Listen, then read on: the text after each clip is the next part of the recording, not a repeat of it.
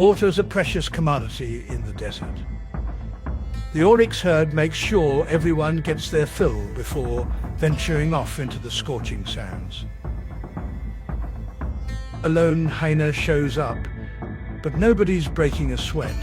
Those horns, they're like pointy swords, capable of turning a hyena into a kebab.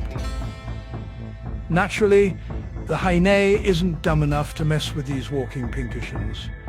It's thirsty too, but discretion is the better part of valor and staying alive. To beat the 113 degrees Fahrenheit desert heat, most animals sweat like marathon runners. But not our oryx friends. They've decided sweating is asterisks, so asterisk last season. Why this counterintuitive survival strategy? It's brilliantly bizarre. Sweating leads to dehydration, and they need to conserve every drop. Water's not exactly on tap in this parched landscape. So, they developed a different kind of cool. They stop sweating and let their body temperature climb to a toasty 109 degrees Fahrenheit. Most large mammals wouldn't last a minute with a fever that high. It would basically fry their brains. But the oryx, they pant like they've just run a marathon. The inhaled air cools the blood flowing to their heads, preventing a cerebral meltdown. This makes them the ultimate desert survivors, true masters of their scorching domain. They thrive in the deserts. Even for a lion, taking down an oryx is no walk in the park. It's not like hunting a clueless gazelle. Lions need the element of surprise, scaring their prey into a vulnerable state. That's their best shot at a successful hunt. These two young lions, eager to prove themselves, devise a cunning plan.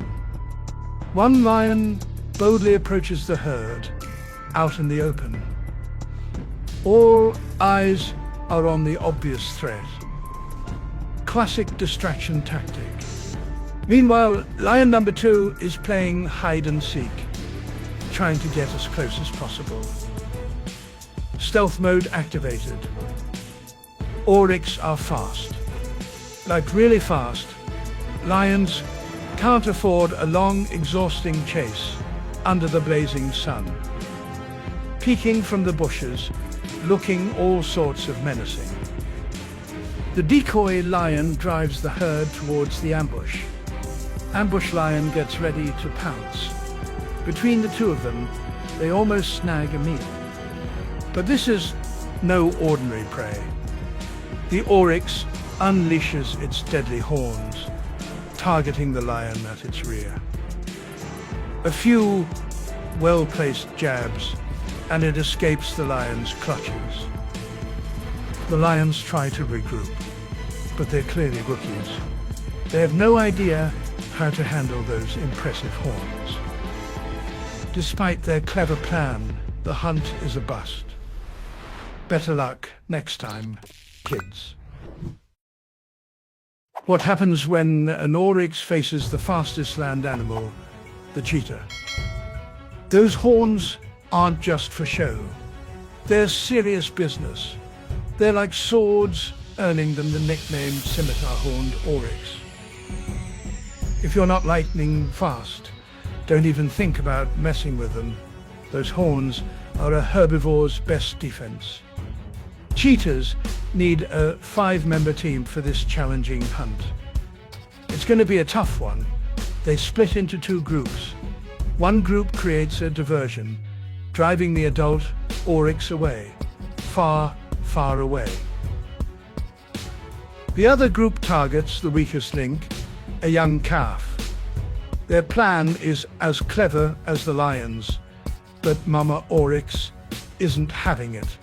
She's coming back for her baby.